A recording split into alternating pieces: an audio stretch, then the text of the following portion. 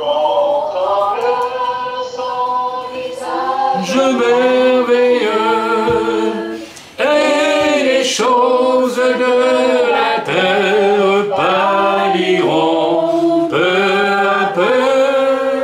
Si tu lèves vers Jésus les yeux, Christ est pour moi un sauveur admirable, un conseiller, un ami merveilleux. Son nom béni n'a rien de comparable, et sur cette terre et là-haut dans les cieux, vers Jésus, lève les yeux, contemple son visage merveilleux, et les choses de la terre pâliront peu à peu. Et si tu lèves vers Jésus les yeux, Christ est pour moi un sauveur admirable. Amen. L'Enedictami, Shiviti Adonai, l'Enedictami, Timi Balemo, la reine Samalibi, Vayagel Kvodi, Vayagel Kvodi, Vayagel Kvodi, Vayagel Kvodi. Fixe constamment mes yeux sur le Seigneur. Je fixe constamment mes yeux sur le Seigneur. S'il est à ma droite, je ne chancellerai point. C'est pourquoi mon cœur se réjouit et mon âme jubile. C'est pourquoi mon cœur se réjouit et mon âme jubile. Oui, Seigneur, nous te louer, te remercier pour ce que tu fais, Seigneur. Et vraiment, Père, de cette parole, Seigneur, de regarder les yeux constamment sur toi, Seigneur, en tous ces temps, Seigneur, dans tout ce que l'on vit, Seigneur. Vraiment, nous te bénissons, nous rendons gloire, Seigneur, Dieu saint et merveilleux. Merci pour ce que tu fais vivre. Merci pour ce qui s'est passé tout le week-end passé, Seigneur, aussi entre l'enseignement d'Étienne, la Sibérie, aussi avec Reine. Je te bénis, Seigneur. Merci pour tous ces temps bénis dans le nom de Jésus-Christ. Amen.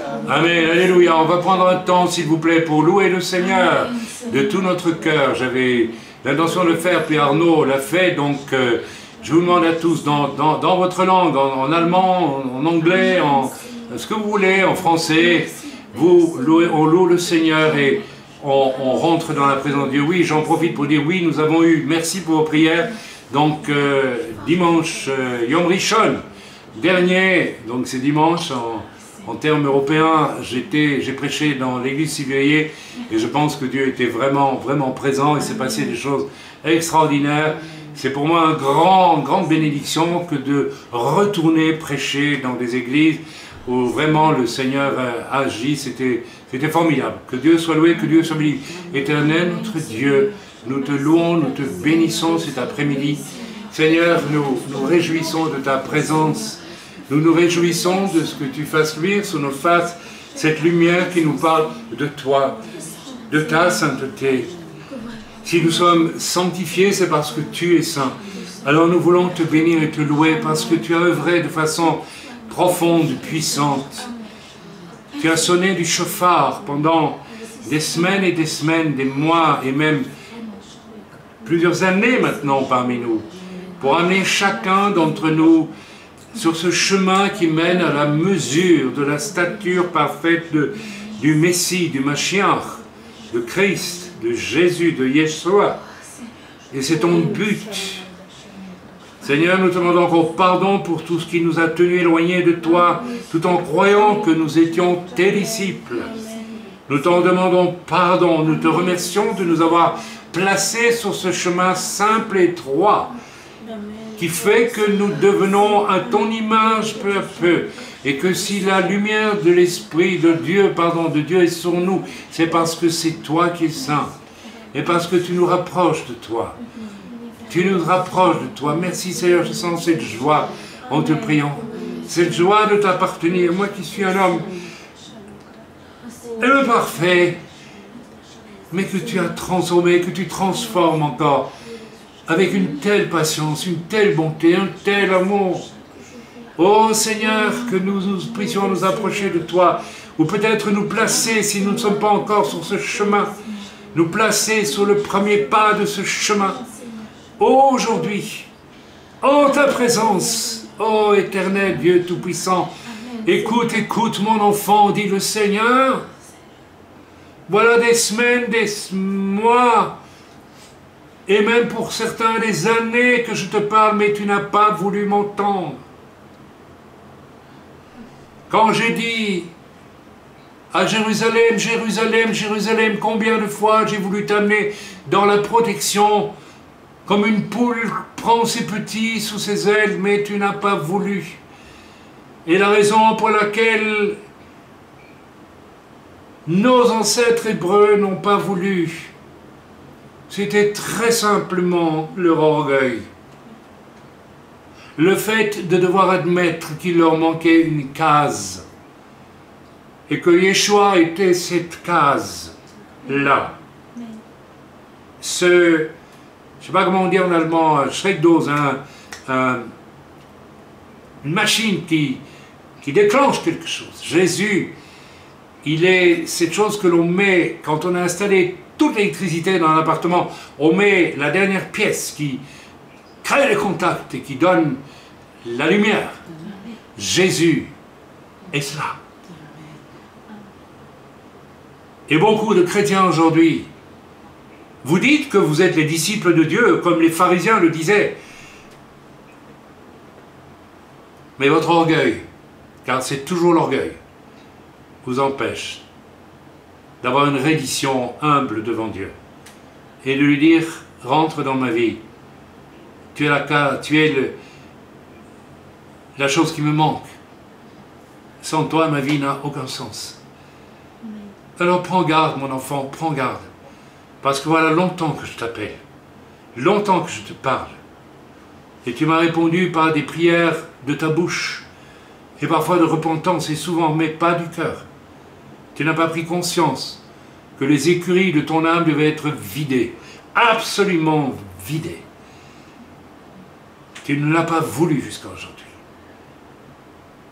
Prends garde, sois attentif, parce que mon esprit veut te dire aujourd'hui encore, Amen. On peut louer le Seigneur. Seigneur, je te remercie. Aujourd'hui, je ne peux que te dire merci, merci Seigneur, parce que tu m'as sauvé. Et combien de fois, Seigneur, je t'ai abandonné, je t'ai bafoué par ma lâcheté, mon orgueil. Et Seigneur, tu m'as sauvé. Et je t'en remercie. Je suis dans la joie aujourd'hui de t'appartenir, d'être ton enfant, Seigneur. Merci Seigneur, merci. Tu es le sens de ma vie aujourd'hui. Combien je t'ai abandonné, combien je t'ai trahi, Seigneur. Mais je te remercie de ce que tu es, de la patience que tu as eue envers moi, Seigneur. Je te remercie. Et je veux te dire que je t'aime, Seigneur. Et merci, merci, merci, Seigneur. Si quelqu'un sur Skype voudrait prier, ouvrez votre micro et priez, s'il vous plaît. Soyez libre de le faire. Amen. Seigneur, je te bénis, mon Dieu, mon Père, parce que je fais partie de ceux qui se croyaient sauvés et qui ne l'étaient pas. J'avais la théorie, mais je ne te connaissais pas. Et tu es venu me chercher, tu as pris patience. Je te bénis, mon Dieu, je te loue. Je t'aime, mon Seigneur et mon Dieu, parce que tu nous as aimés le premier. Tu as fait tellement pour chacun d'entre nous. Tu nous touches, tu nous gardes. Je te bénis, je te loue, Seigneur. Merci pour cet amour que tu as manifesté à la croix. C'est tellement précieux. Merci, mon Seigneur.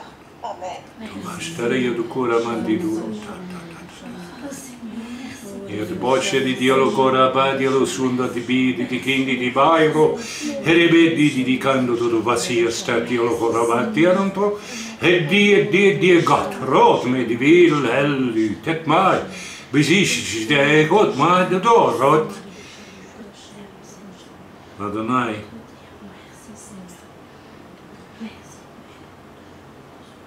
je suis saint, dit le Seigneur. Pourquoi refuses-tu ma sainteté? Pourquoi choisis-tu ta fausse sainteté à ma sainteté? Si je t'apparaissais dans l'état où tu es, d'un souffle de ma bouche, tu pourrais disparaître.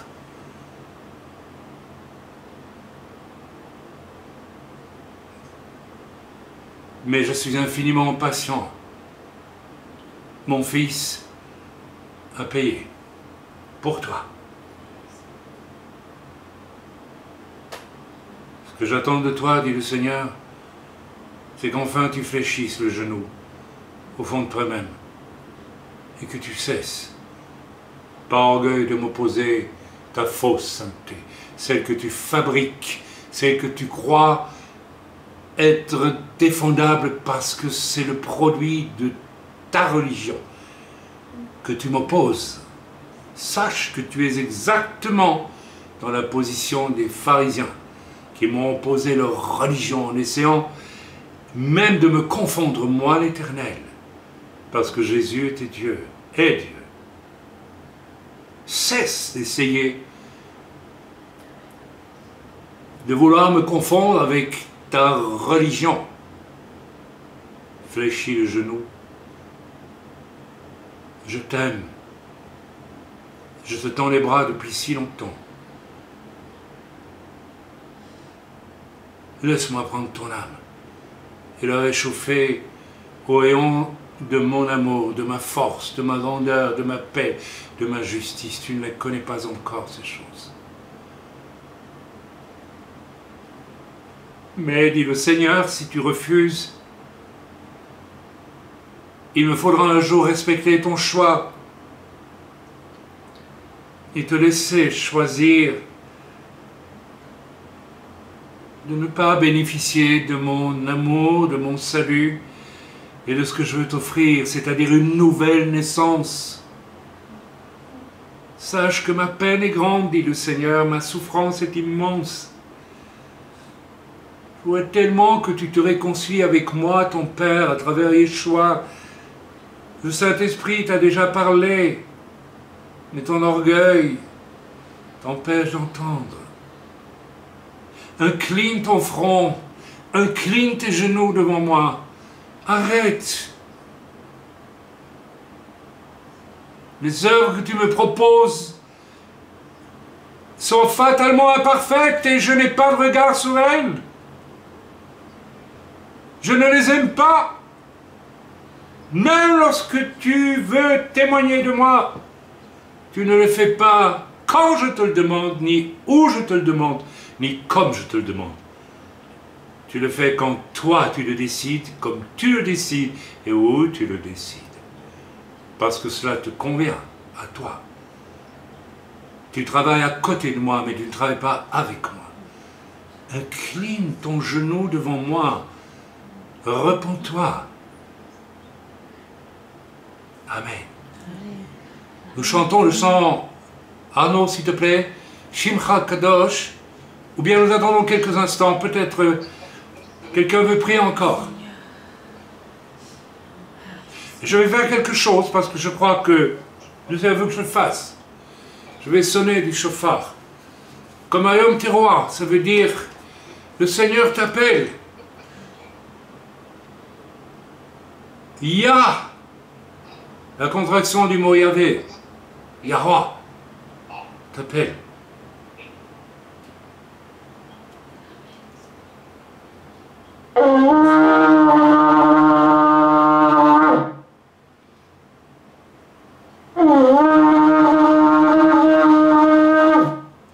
Ça veut dire alarme, alarme, alarme, entends l'alarme. ce que l'Esprit de Dieu essaie de te faire entendre. Alarme! Alerte! Danger mortel! Shimra Kadosh! Oh, ouais, je vais le réciter, je sens de le réciter. Shimra Kadosh! Oh, Elion! Atagibor, Osar Shalom! Becha Eftach! Adonad! Ki leolam Shimcha! Echad Adonai! Malki Mashiach! O Elion! Lecha Ashicha! Osar Shalom! Becha Batachti! Kol hayom lecha kiviti. Chantons ensemble. Ton nom est saint, ô Dieu très haut. Tu es puissant, en peu de paix. En toi, Seigneur, que pour toujours ton nom est un. Adonai, mon roi Mashiach, ô Dieu très haut, je te chanterai, ô Prince de paix, j'ai confiance en toi, chaque jour, j'espère en toi. Amen, nous avons chanté. J'espère en toi. Amen. Amen, nous avons... Non, on revient sur l'ancien chant. Merci, mon frère. Nous avons chanté Ki leolam shimcha echad. Echad, le mot echad en hébreu veut dire 1, echad, shtaim, shalosh, arba, chamesh, shesh, etc. C'est les chiffres. Mais le nom echad veut dire aussi le mystère du Dieu, Père, Fils et Esprit qui forme une unité. Mais le mot echad veut dire aussi il n'y a qu'une vérité. Il n'y a qu'un Dieu vrai, qui est Père, Fils et Esprit, mais il veut dire unicité de Dieu. Il n'y a pas d'autre chemin pour mener à Dieu que le chemin que Dieu a voulu. Et en ces temps où il y a une confusion immense dans l'Église, partout, partout, partout, des serviteurs de Dieu proposent toutes sortes de chemins qui ne sont pas le seul vrai chemin, qui est simple et que Dieu a défini de toute éternité. La mort expiatoire de Jésus, de Yeshua, qui donne sa vie pour vous, afin que vous abattiez devant lui, dans la reconnaissance de votre vie d'iniquité, et que vous naissiez de nouveau. Il n'y a pas d'autre chemin. Je ne vais pas commencer à décrire les faux chemins qui sont prêchés, il y en a beaucoup aujourd'hui. Nous sommes dans le temps d'apostasie. Mais Dieu est Echad. Shema Israël, Adonai Eloheinu, Adonai Echad, un. Il n'a qu'un, il est unique, il n'a pas un deuxième chemin. Il n'y a pas un chemin parallèle, il n'y a pas, comme le disent les œcuménisants, tous les chemins mènent à Dieu. C'est faux. Il n'y a qu'un chemin, les autres chemins mènent en enfer. Et maintenant, il est en train de nous dire, si vous dites ça, vous allez aller en prison bientôt. Ça fait rien, on ira en prison, ça en évangélisera. Que Dieu soit béni, que Dieu soit loué. Nous allons commencer, si vous permettez, nous allons commencer avec la parole de Dieu, sauf si quelqu'un veut encore prier et louer le Seigneur avant qu'on commence. Autrement, oui Arnaud, tu voulais? Tu vois? Non, j'ai cru qu'il y avait une main qui se levait. Nous allons aller dans le message aujourd'hui. J'aimerais que vous fassiez très attention à ce message. j'ai voulu donner au moins 3 titres différents parce qu'il est à la fois simple, mais terriblement riche.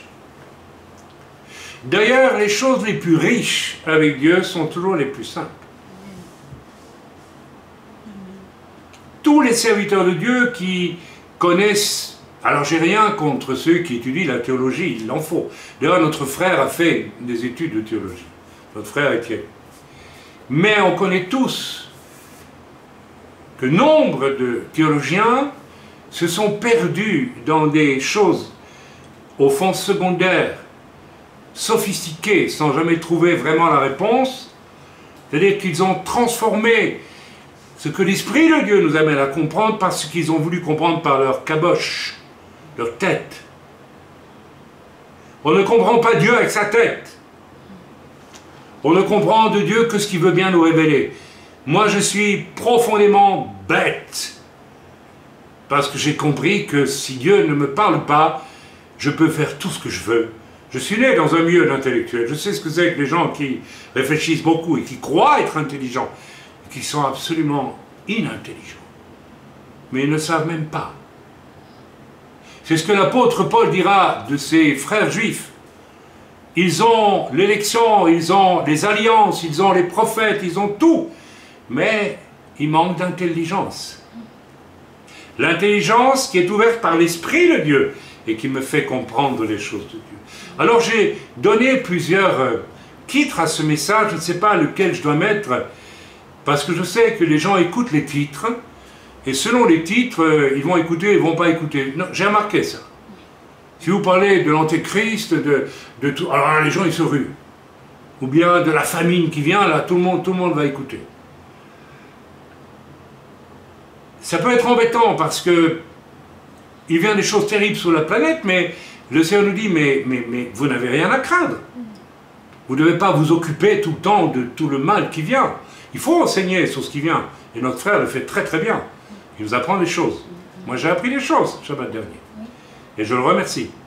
Mais, alors je voulais donner un titre qui est dans les ténèbres qui viennent. Est-ce que je vis avec foi ou est-ce que je vais vivre avec lâcheté? Puis j'ai dit, voilà, ça ne me satisfaisait pas comme si. Puis j'ai dit, voilà, tiens, on pourrait dire pas de fête de Sukkot sans la fête de Yom Kippour. Ça, déjà, vous avez eu une introduction. Et puis j'ai trouvé d'autres titres parce que. Et puis je n'en ai pas trouvé encore, je ne sais pas déjà quel titre on va donner à ce message. Voilà. J'ai voulu même ajouter un titre un peu rigolo, mais pas rigolo du tout en fait. Ceux qui emmènent les pyramides d'Égypte au désert de l'Exode. Faites-vous partie de ceux-là? Vous allez me dire, c'est pas possible, les Juifs n'ont pas emmené les pyramides d'Égypte. Moi je vous dis qu'il y a beaucoup de gens qui se convertissent, soi-disant, et ils emmènent les pyramides de l'Égypte avec eux dans l'église. On va voir de quoi on parle avec les pyramides de l'Égypte.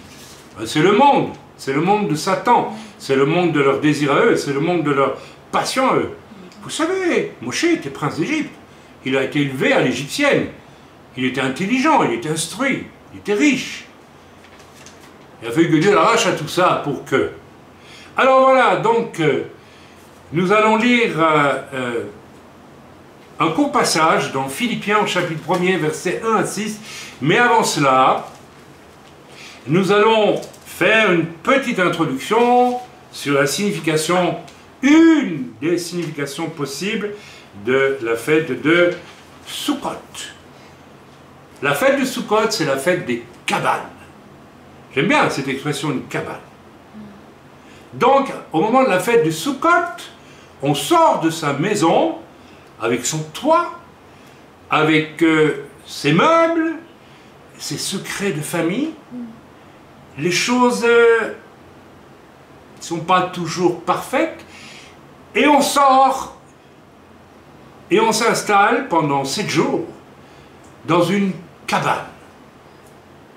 Et cette cabane a une particularité, c'est que elle est faite de murs souvent en tissu maintenant, on peut faire tout ce qu'on veut. Hein. J'ai vu des photos de Souka, on peut mettre ce qu'on veut. Mais le toit est très particulier parce qu'il doit être fait de branchages qui obligent celui qui est dans la soukha à regarder le ciel. Et là, il y a beaucoup de significations qui apparaissent. Moi, je vais m'arrêter sur l'une d'entre elles. D'accord? Tout d'abord, nous allons déjà les voir dans Lévitique. Pardonnez-moi, ma Bible est là. Et nous allons voir quelque chose d'important dont je vous ai déjà parlé en introduction, mais je vais le redire parce que c'est filmé et c'est très important. Dans Lévitique, lorsque Moshe, donc notre grand prophète d'Israël, qui a mené Israël hors d'Égypte, loin des pyramides et de tout ce que ça représente, pour aller dans le désert. C'est déjà une image d'une soukha. On part dans un lieu qui est ouvert à tout. On a juste le ciel au-dessus de sa tête quand on voyage dans le désert. On n'a rien d'autre que ça. J'ai entendu notre frère Étienne, et combien je partage ce goût qu'il a, aimer le désert, parce que c'est un lieu où il n'y a rien. Je raffole du désert. Je raffole. Parce qu'il n'y a rien. Il n'y a rien pour cultiver votre, vos regards, mais alors parlons pas de la convoitise, bien sûr. Il n'y a rien. Donc il y a quoi? Il y a juste toi et Dieu. C'est tout. C'est génial. Et donc, le projet de Dieu d'emmener Israël au désert, c'était d'emmener ce peuple qui vivait en Égypte. Je parle de tout ce que l'Égypte signifie, d'orgueil, de projet personnel, de civilisation, enfin, d'intellectualité, d'occultisme, de religion. Il n'y avait pas plus religieux que les Égyptiens. Plus tard, Paul, qui arrivera en Grèce, dira aux Grecs à l'aéropage, je n'ai pas vu un peuple plus religieux que vous. Vous connaissez tous l'épisode, n'est-ce pas, de la stèle au Dieu inconnu. Et il est dit que Paul n'a pas pu amener beaucoup de ces philosophes à la fois toutes simples en Jésus-Christ. Ils avaient tous leur petit chemin à eux de philosophes. Et ils étaient donc empêchés de comprendre qu'il y avait un chemin étroit et tout simple, qui s'appelle Jésus, Yeshua. C'était trop simple pour eux, vous comprenez? Nous sommes des gens intelligents. Nous cherchons. Nous avons compris. Rien du tout, mais on va trouver. Hein. On va trouver. Et ils n'ont rien trouvé. Alors on va lire dans Lévitique, à partir du chapitre 23 et du verset 34, on va lire ceci. L'Éternel parla à Moshe et dit, parle aux enfants d'Israël et dit, le 15e jour de ce 7e mois, ce sera la fête des cabanes, des tabernacles, d'accord? Des soukas, des soukot. Une soukha, des soukot, en hébreu. Le suffixe hot est un suffixe féminin qui indique un pluriel. On est d'accord? En l'honneur de l'Éternel pendant 7 jours. En l'honneur de l'Éternel. Alors attention. Déjà ici, on a l'indication. La soukha est une chose que l'on construit en l'honneur de l'Éternel. Ça signifie qu'on est réconcilié avec l'Éternel. Autrement, comment est-ce qu'on peut construire quelque chose en l'honneur de l'Éternel si on n'est pas réconcilié avec Dieu? Vous avez déjà une indication. Je vais vous expliquer. Pendant 7 jours, alors 7, c'est le chiffre qui parle de la divinité. On va faire une cabane en l'honneur de l'Éternel, à travers du toit de laquelle on voit le ciel. Donc, on a la communion avec le ciel. On est censé en tout cas l'avoir. Pendant 7 jours. Tout ça parle de la perfection d'une relation ouverte avec Dieu. C'est très important. Ça nous parle même finalement du salut en Jésus, si on veut aller au fond des choses. Le premier jour, il y aura une sainte convocation, vous ne ferez aucune œuvre servile, etc., etc. Voilà. Je ne vais pas lire la suite. Donc c'est la fête de Sukkot, la fête des cabanes. D'accord?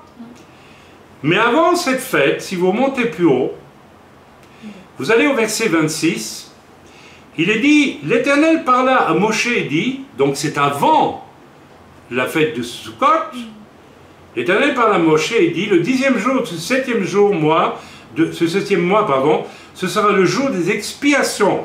Vous aurez le jour des expiations. Alors ici, c'est pas, on fait une cabane en l'honneur de l'Éternel, c'est le jour des expiations. C'est-à-dire le jour où vous aurez expié vos fautes et où je vous pardonne. C'est ça que ça veut dire. Vous aurez une sainte convocation, vous humilierez vos âmes et vous offrirez à l'Éternel des sacrifices consumés par le feu. Bref, ici nous avons la fête de Yom Kippour. Donc avant la fête des tabernacles, avec cette ouverture sur le ciel, nous avons d'abord la fête de Yom Kippour qui nous parle de quoi? De repentance, de mise en ordre. Et avant la fête de Yom Kippour, nous avons encore une fête préparatoire qu'on appelle Yom Teruah, la fête des trompettes. Lisons au verset 23, l'Éternel parla à Moshe et dit, parle aux enfants d'Israël et dit, le 7e mois, le 1er jour du mois, vous aurez un jour de repos, publié au son des trompettes et une sainte convocation. Quand Dieu dit, vous aurez un jour de repos, ce n'est pas pour prendre un week-end à la plage à Tel Aviv. Un jour de repos pour réfléchir. Le Shabbat est aussi un jour de repos, pas pour aller se balader, faire du ping-pong à la plage de Tel Aviv. Vous pouvez le faire si vous voulez, mais pour réfléchir. Le Shabbat est donné pour réfléchir. Chaque Shabbat, j'introduis Shabbat par ces fameuses prières de Shabbat que vous connaissez. Dieu créa tout en 6 jours, mais le 7e jour, il termina la création, ce qui est un non-sens, puisque le 7e jour est le jour du repos. Mais ce n'est pas un non-sens. Et je vous ai déjà enseigné que l'Esprit de Dieu m'a révélé qu'en fait, le 7e jour, Dieu avait terminé parfaitement la création qu'il avait établie en 6 jours. Et j'ai trouvé chez Rashi, le plus grand commentateur de la Bible, la confirmation de ça. Rashi dit la même chose. Je bénis Dieu parce que Rashi l'a dit, c'est très bien. Et peut-être Rashi, c'était il y a plus de 1000 ans maintenant, en France, à Troyes, c'était un rabbin très connu. L'Esprit de Dieu confirme ça aujourd'hui encore. Ça veut dire quoi que Dieu a mené toi à la perfection? Ça veut dire que le Shabbat, c'est aussi un temps qui est proche de Yom Teruah. C'est un temps de repos pour vérifier quelque chose d'extraordinaire. J'ai voyagé 7 jours de la semaine, depuis Yom Rishon, que vous appelez le dimanche, jusqu'à Yom Shishi, le vendredi, vous appelez vendredi, et à Yom Shabbat, je prends du repos pour vérifier, honnêtement devant Dieu, est-ce que j'ai fait chaque jour de la semaine ce que Dieu voulait que je fasse, et est-ce que je l'ai fait parfaitement ou pas? Alors j'ai tout de suite une bonne information pour vous, je n'ai jamais entendu Dieu me dire tu as été parfait. Ça c'est impossible. Mais on peut avoir ce désir, et on peut avoir ce désir de rentrer dans un repos de Shabbat pour que Dieu approfondisse, sanctifie notre vie. C'est ça le but. Je reviens à Yom Teruah. Vous voyez que dans le judaïsme, dans ce que l'Esprit de Dieu a dit à travers les fêtes juives, il y a beaucoup plus que ce que l'on imagine, parfois. Beaucoup plus. Voilà, le 7e mois, le 1er jour du mois, vous aurez un jour de repos publié au son des trompettes et une sainte convocation. Vous ne ferez aucune œuvre servile. Tiens, c'est intéressant, on dirait Shabbat. C'est que le rapport entre Shabbat et Yom Teruah. C'est très intéressant. C'est très intéressant. Alors, je suppose que vous voyez. Et vous offrirez à l'Éternel les sacrifices consumés par le feu. Et chez les Juifs, aujourd'hui, il précède encore Yom Teruah, qui est, je vous rappelle, le jour où on sonne de la trompette. Alerte, alerte, alerte, alerte. Yom Kippour vient bientôt, il faut vous mettre en ordre pour que je vous pardonne tout. Et ensuite, heureux serez-vous de vivre Sukkot, parce que vous aurez le libre accès au ciel à travers les branchages de la Soukha. L'image est tellement claire, est tellement forte. Amen. Amen. Alors, ça, c'est, disons, alors, le sens profond de Sukkot pour nous aujourd'hui. Aujourd'hui, je n'ai pas dit d'une manière générale aujourd'hui, en nos jours, pour nous. aujourd'hui, Ayom en hébreu, pour ce jour, il y a un sens que Dieu veut creuser. Le sens profond de Sukkot, parce que pour aller sur la cabane, dans la cabane, moi j'ai voulu en construire une ici, j'aimerais bien, l'année dernière nous avons fait une souka en Suisse, j'aimerais bien s'il vous plaît, que l'année prochaine, partout où nous nous trouvons, nous fassions une souka. Que nous ne nous contentions pas de vivre des choses comme ça, comme une expérience, et puis on oublie. Parce que c'est bien de le faire physiquement pour se rappeler de la valeur, de la signification spirituelle de la fête de Sukkot dans nos vies encore aujourd'hui. Même si nous ne sommes pas juifs. Je vais ajouter une lecture de Zacharie 14, j'espère que c'est bien Zacharie 14, qui nous dit une chose extrêmement importante. J'aimerais que vous le compreniez pour votre gouverne. C'est extrêmement intéressant. Alors on va y aller. Oui, il est mon Zacharie. Il faut que je le trouve. Le voilà. 14, verset 16. Lisons dans Zacharie. Parce que certains me disent, oui, mais c'est fini les fêtes juives. On s'en occupe plus. Ben, vous vous trompez. Il y a des passages d'écriture qui nous apprennent qu'au retour du Mashiach, désolé pour les chrétiens du dimanche, mais c'est Shabbat que vous devrez faire. Alors, comme dit mon frère Étienne, ne me croyez pas, allez donc vérifier dans la parole. Je vous donne une occasion de faire une petite recherche, et vous trouverez, vous allez dans d'autres concordances, vous regardez Shabbat, vous allez voir un prophète qui dit, ah ben zut, pardon, pas zut, mais flûte, alors on va être poli, quoi. Bon. On ne pourra plus faire dimanche, monsieur? Non, le Shabbat. Lisons maintenant Zacharie 14, verset 16. Ah oui, moi ça me réjouit, ça. Tous ceux qui resteront de toutes les nations venues contre Yerushalayim. Donc, presque toutes les nations de la terre vont venir contre Yerushalayim, c'est la fameuse guerre d'Armageddon. D'accord? Oui. C'est ça. Et il y aura un reste de braves gens qui auront compris que ce n'était pas une bonne chose, et Dieu n'aura pas détruit complètement ces nations-là. Il restera peut-être 10 Français, peut-être 15 Allemands, peut-être 10 Chinois, je dis n'importe quoi, hein.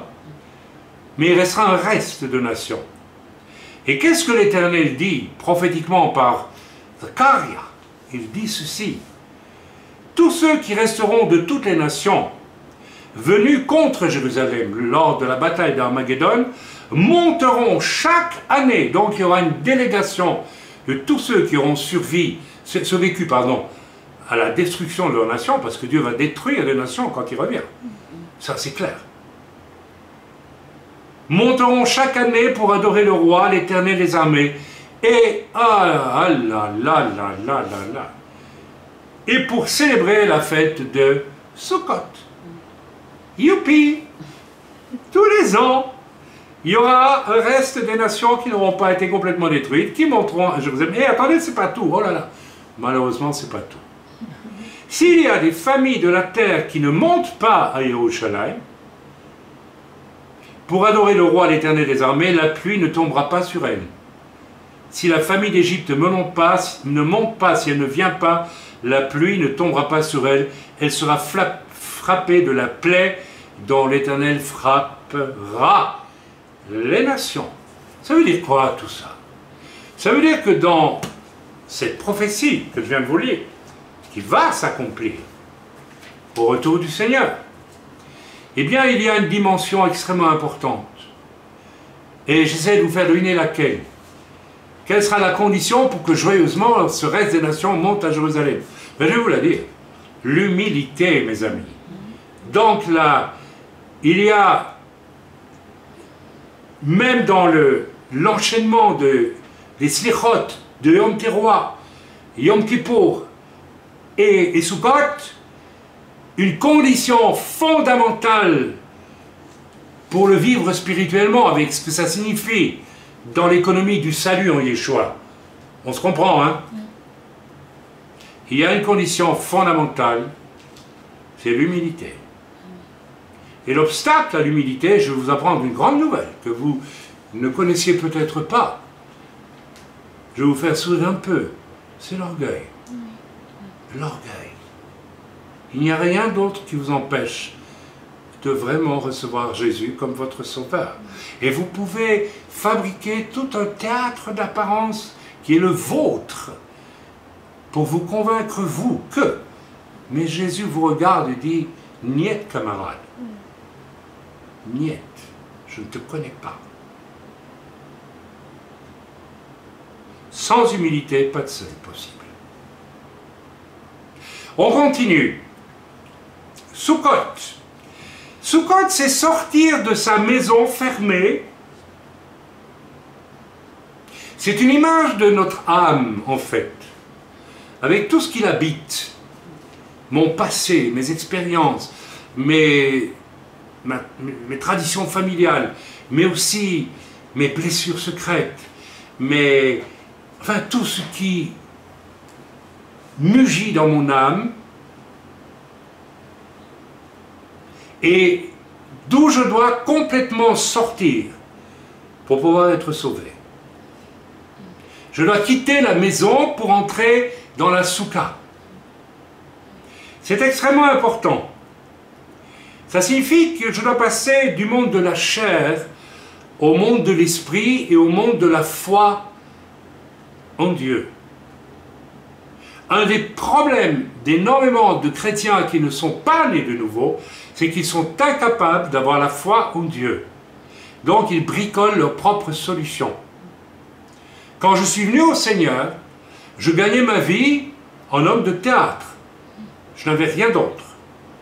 Mais à l'instant T de ma conversion, j'ai abandonné le théâtre parce que je ne pouvais pas rentrer dans la soukha du salut avec le ciel ouvert, avec le toit ouvert vers le salut, vers la lumière de Dieu, tout en restant dans la maison. C'est impossible. Dans la maison, non. Et beaucoup d'entre nous, nous voulons aller dans la soukha avec toute notre maison. Il y a des gens qui vont dans la soukha et ils emmènent toute leur maison. Ils emmènent dans la maison du salut, la maison de leur chair et de leur vie passée, en essayant de l'améliorer. C'est impossible. C'est un peu comme si les Hébreux sortant d'Égypte avaient mis une grosse chaîne autour des pyramides et les tiraient avec eux pour aller dans le désert. Beaucoup de pseudo-chrétiens aujourd'hui vivent dans leur maison d'âme et ne veulent pas en sortir. J'espère que vous me suivez avec ce que je vous raconte.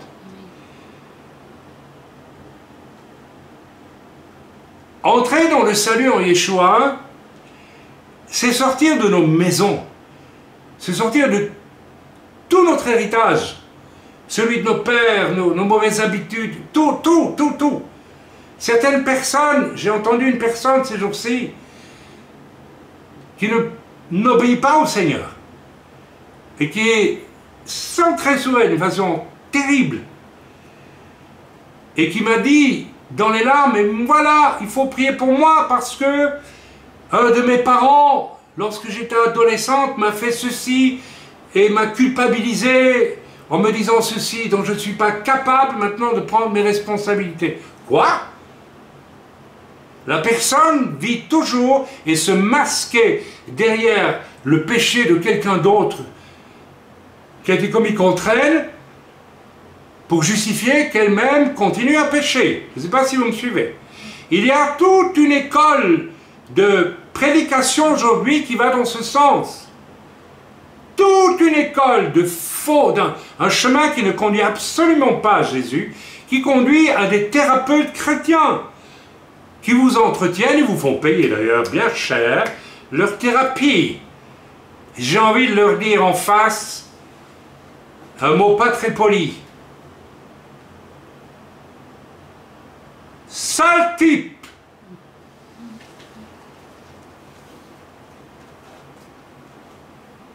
C'est un des chemins que l'Église a offert aujourd'hui. Quand quelqu'un vient au salut chez nous, on fait le bilan de son passé occulte et du péché en général, et la personne se repent. et puis c'est fini. On ne revient plus dessus.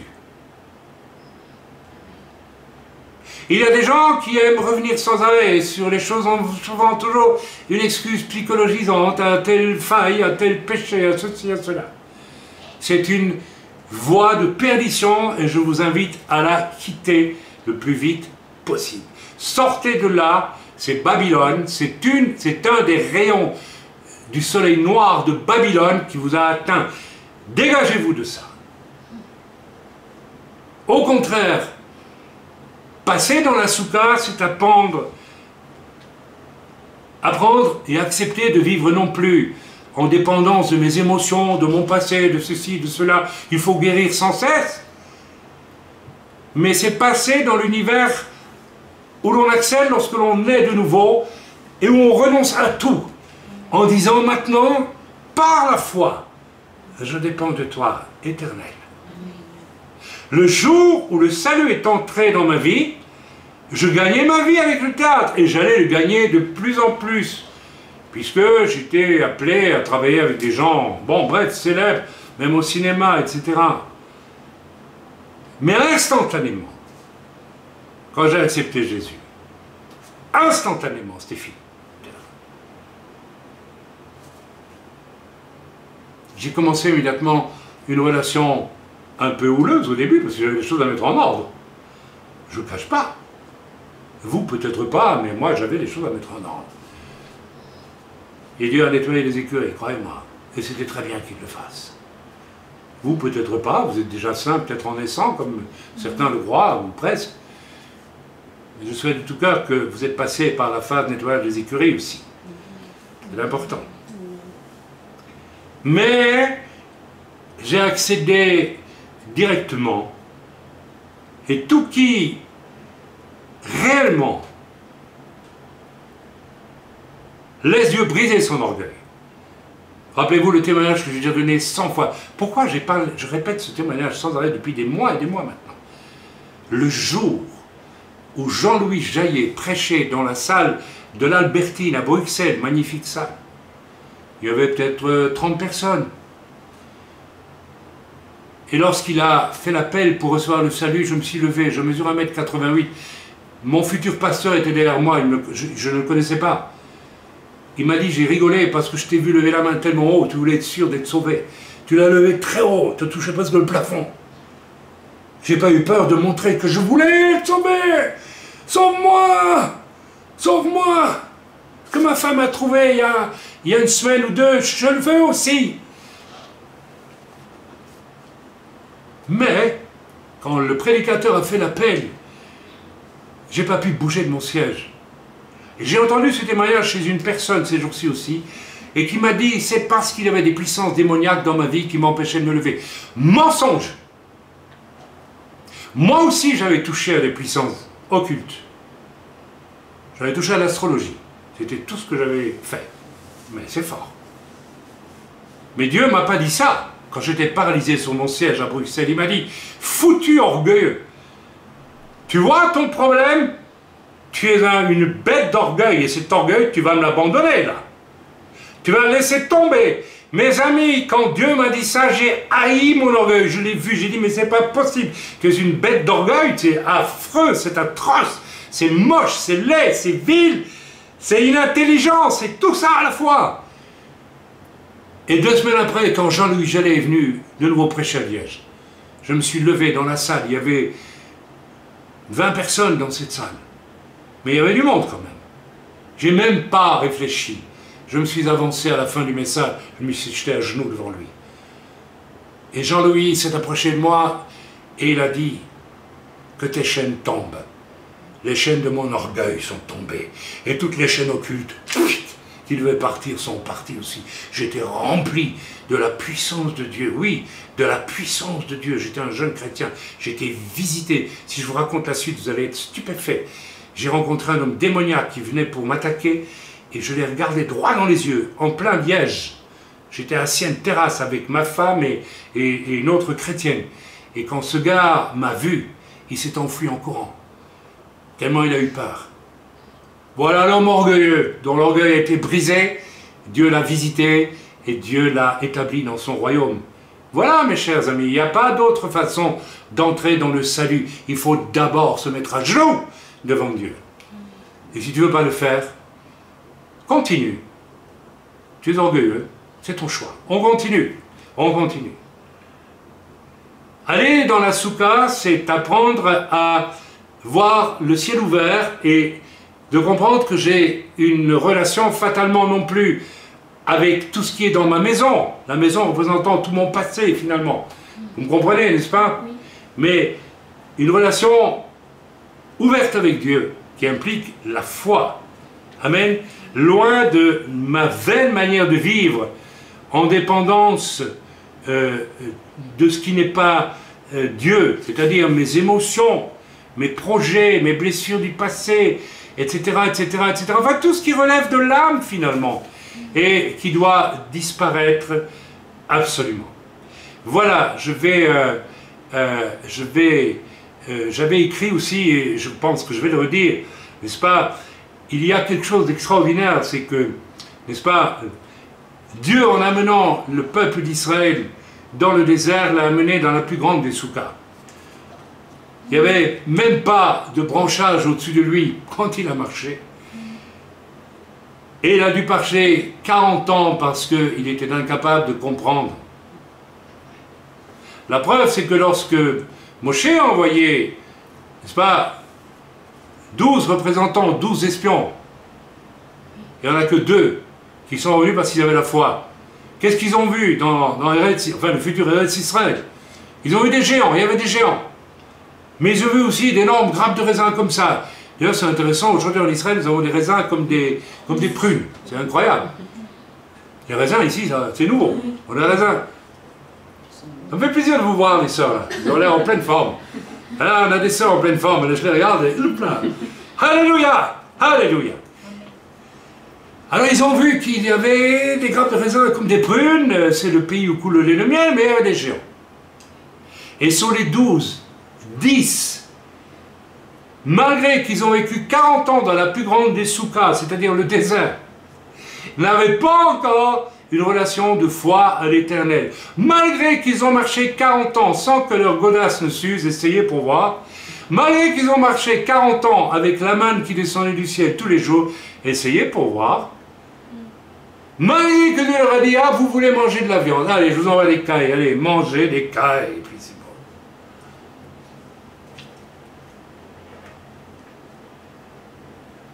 Ils n'avaient pas donné leur cœur à l'Éternel. Ils suivaient un homme, ils suivaient Moshe, en se disant, s'il ne satisfait pas nos désirs, on fera une petite révolte, on en changera. C'est exactement ce que font beaucoup de chrétiens aujourd'hui, qui font des divisions, qui critiquent, qui font tant de tort aux hommes de Dieu, qui les mènent même devant des tribunaux. Ça se fait de plus en plus, paraît-il. Voilà, je repars. Nous allons lire maintenant Philippiens chapitre 1, versets 1 à 6, si vous voulez bien, dans Philippiens. Alors accrochez-vous parce que je ne veux pas être long, mais ça risque d'être un peu plus long que d'habitude. Mais on va écumer les choses pour que l'Esprit de Dieu puisse vraiment nous toucher là où il doit nous toucher. Paul et Timothée, serviteurs de Yeshua Mashiach, à tous les saints en Yeshua Mashiach qui sont à Philippe, aux évêques et aux diacres. Que la grâce et la paix vous soient données de la part de Dieu notre Père et du Seigneur Jésus-Christ.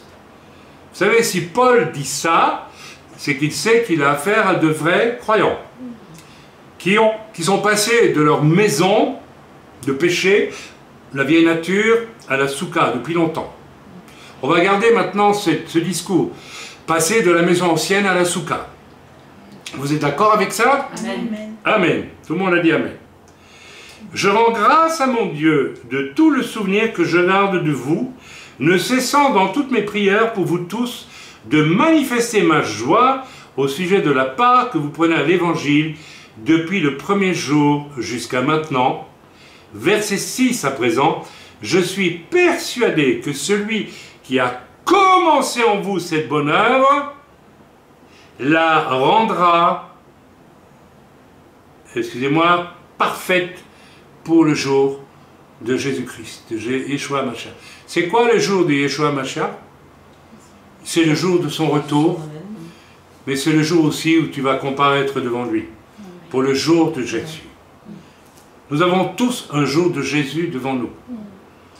Soit nous sommes sauvés, soit nous ne le sommes pas. Mais ici, Paul dit à ses disciples, « Je suis persuadé que celui qui a commencé en vous cette bonne œuvre, la bonne œuvre de quoi? Du salut, de la nouvelle naissance. » Posons-nous la question aujourd'hui, est-ce que Dieu a vraiment commencé cette bonne œuvre dans ma vie? Est-ce que l'apôtre Paul pourrait nous dire, je suis persuadé que Dieu va continuer à perfectionner cette bonne œuvre pour la rendre parfaite en vous, mais il faut d'abord qu'elle ait commencé cette bonne œuvre. Et cette bonne œuvre, mes amis, elle commence à la croix, il n'y a rien à faire. Pas ailleurs. Sans Yom Teruah, sans Yom Kippour, il n'y a pas de Sukkot. Il n'y a pas de relation avec le ciel, c'est impossible. Est-ce que cette œuvre a commencé, cette bonne œuvre? C'est pas certain, dans beaucoup de cas aujourd'hui. Ok, mais mes amis, il y a un prix à payer aussi. Il y a toujours un prix à payer. Quel a été notre prix, ma femme et moi? Ma femme était étudiante aux Beaux-Arts à Liège. Bon, je ne veux pas la vanter, mais c'est la vérité. Elle était une des 2, 3 meilleures en peinture. Et elle faisait déjà l'exposition, et ses professeurs lui achetaient, parce qu'elle était probablement préparée aussi pour devenir elle-même professeure dans cette Académie des Beaux-Arts. Donc elle avait une carrière magnifique devant elle, n'est-ce pas, aux yeux du monde. Moi, j'étais un acteur et un homme de théâtre, j'avais commencé à ouvrir un cours de théâtre, enfin bref, tout cela, et je pouvais continuer. La bonne œuvre du Seigneur a commencé chez nous parce que nous avons renoncé à tout cela, du jour au lendemain. Parce que nous avons accepté le salut en Yeshua, en ayant compris Yom Teruah, Yom Kippour et aussi Sukkot. Mes amis, le prix à payer, c'est d'abandonner ce que nous devons abandonner.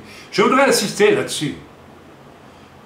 Vous devez abandonner quelque chose quand vous venez au Seigneur. Vous ne pouvez pas continuer à vivre comme vous viviez avant, c'est impossible. Et j'en connais plusieurs qui sont nés, soi-disant chrétiens, dans l'œuvre, qui ont grandi avec des parents chrétiens, et à qui il a fallu des années pour arriver à trancher définitivement entre un pied dans le monde et un pied dans l'Église. Mes amis, une véritable conversion implique toujours l'abandon de quelque chose qui appartient à la maison passée. Autrement, pas de passage dans la soukha. C'est pas possible. La soukha est sainte. La soukha, c'est le lieu de la dépendance parfaite à Dieu lui-même. C'est le lieu où je vis par la foi, où je n'ai plus que ma relation avec Dieu pour exister. Et satisfaire les désirs de mon Dieu et non plus les miens. Il y a aussi, et c'est une évidence, si vous ne payez pas ce prix au moment de la conversion, si vous entrez dans l'église avec toute la mentalité de votre passé, il y a des gens comme ça, sans abandonner tout cela, il y a quelque chose qui n'a pas fonctionné dans votre conversion. Donc il faut repartir au départ. Même si vous êtes persuadé, même si on vous a laissé croire que vous étiez sauvé. Parce qu'il y a des églises où on ne prêche plus la croix, où on fait croire que vous êtes sauvé. Des églises mondaines, il y en a plus qu'on imagine. On vous a menti. Et on vous a menti avec des sucreries. Un jour, je suis allé dans une église dans laquelle allait une personne.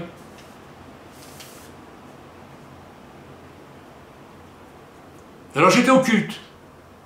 À l'entrée du culte, il y avait une table avec des petites tasses de café et une sœur qui était au ministère de la tasse de café.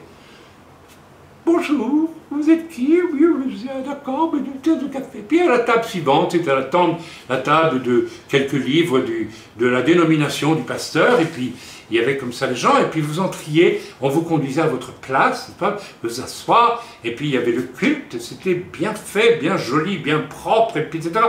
Le message était insipide au possible, et puis à la fin, il y a eu l'offrande, et vous savez ce que le pasteur a énoncé, vous savez, il nous manque encore quelque chose comme 100 000 francs pour Suisse, pour pouvoir acheter le futur terrain de tennis sur les hauteurs de la ville. Alors il faut qu'on s'y mette, les amis. Je dis, c'est ça? C'est pour ça que vous avez des offrandes? Pour aller jouer au tennis? C'est ça? L'œuvre du Seigneur. Alors qu'en bas dans la ville, il y a des jeunes qui se shootent.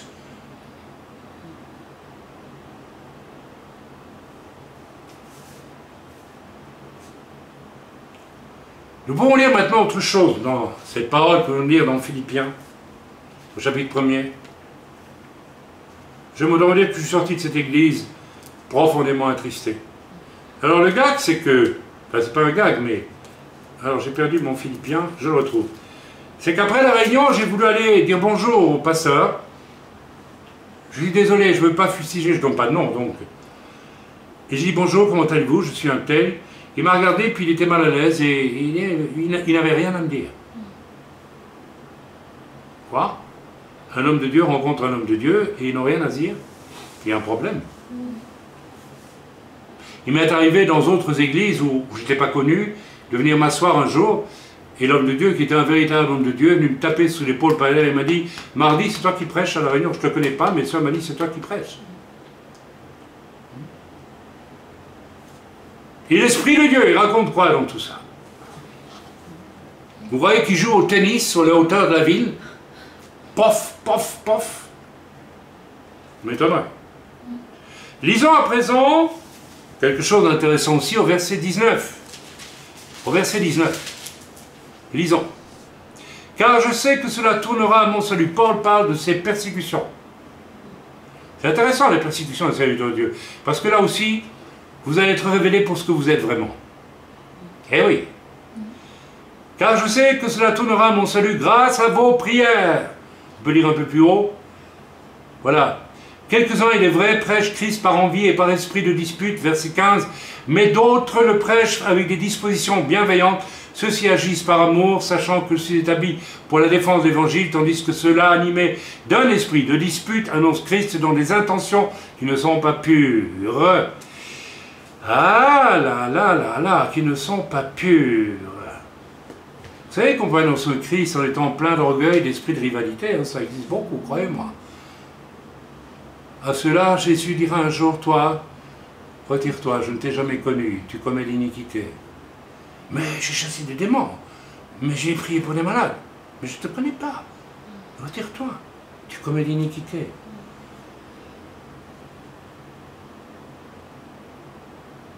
Et, dit Paul, il prêche Christ dans les intentions qui ne sont pas pures et avec la pensée de me susciter quelque affliction dans mes liens.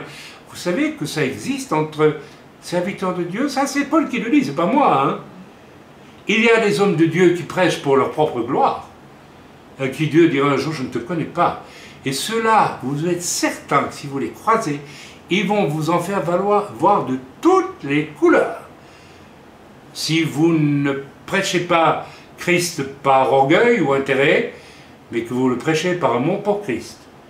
Alors, j'aime autant vous dire que cette confrontation, elle existait du temps de Paul, elle existait du temps de Jésus, elle existait du temps des prophètes, elle existait du temps de Moïse aussi, et elle a toujours existé.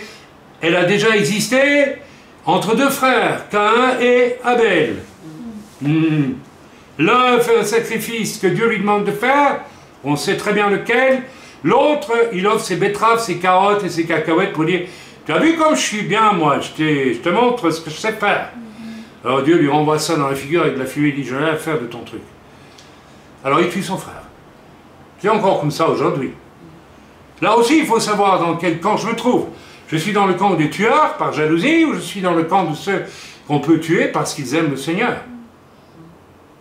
Et Paul dit ici, tout cela tournera à mon salut, c'est-à-dire, Paul ne croit pas qu'il est perdu, mais à sa délivrance, c'est ça qu'il veut dire ici, à mon salut.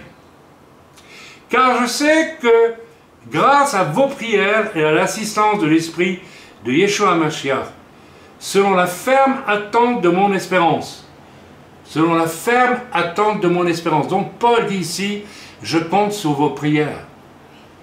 Et quand le serviteur, vous savez, moi je connais des hommes de Dieu qui n'osent même pas dire qu'ils sont malades, parce qu'ils croient que les gens vont les abandonner. Parce que les gens sont tellement obsédés par l'idée qu'un serviteur, ça doit toujours donner, donner, donner, et jamais rien recevoir, recevoir, recevoir. Et Dieu veut connaître si votre foi est charnelle ou elle est spirituelle, à travers les afflictions qu'il permet chez certains serviteurs. Et il en permet beaucoup. Il est écrit dans la parole de Dieu que c'est pas beaucoup.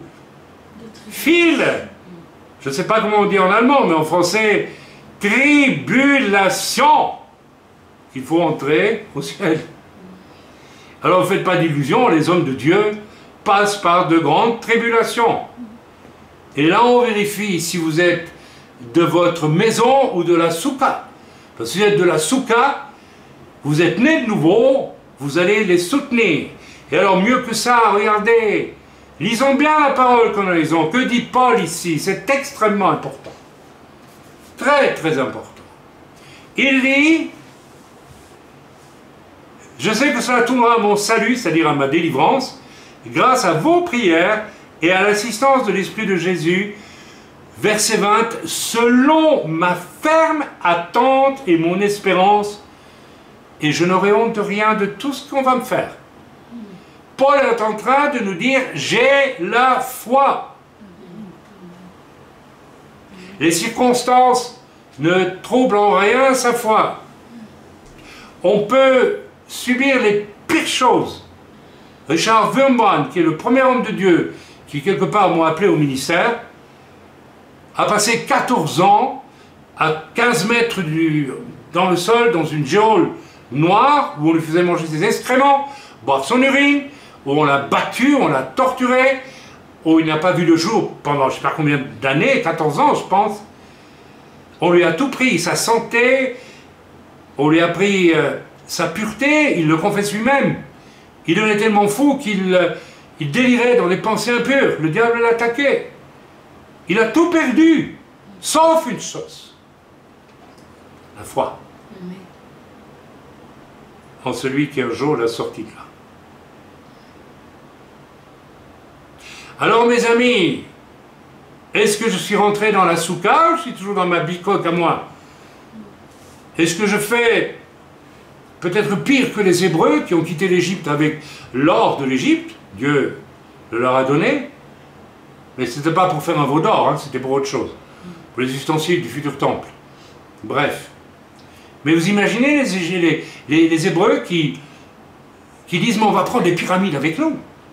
L'image du monde, de la maison dans laquelle ils ont vécu pendant 400 ans.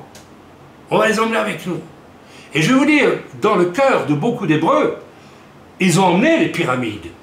Ils ont emmené les avantages de l'Égypte. Ils sont restés assis entre deux chaises. Parce qu'il n'y a pas eu de conversion. Et à l'heure décisive, lorsqu'il fallait envoyer 12 espions en Canaan, 2 seulement ont démontré qu'ils avaient la foi en Dieu. 2 sur 12. Alors je vous laisse imaginer dans l'Église, aujourd'hui, c'est peut-être le même pourcentage. Soit je dépends de la maison ancienne de ma vie, et j'essaie de vivre sur le régime de ma maison ancienne, parce que je n'ai pas tout abandonné. Mes amis, à la conversion, on abandonne tout. Il y a des gens qui ont des positions élevées dans la société, et lorsqu'ils se disent convertis, ils continuent à fonctionner avec toute une structure de pensée et de vanité, d'orgueil qui relève de la position qu'ils avaient dans la société. Ils ne peuvent pas s'en défaire, parce qu'ils ne sont pas nés de nouveau. Ce sont les orgueilleux, ils veulent rentrer dans le royaume de Dieu avec des saloperies du monde, les saloperies de l'orgueil. C'est pas possible. faut abandonner ça. Il y a une personne parmi nous, vous voulez vous décider maintenant. Vous avez trafiqué près de 30 ans une religiosité avec l'esprit du monde dans lequel vous vous trouviez avant votre conversion. Et vous avez même été introduit dans l'Église par des ministères mondains et corrompus. Et vous avez cru que c'était ça, l'Église.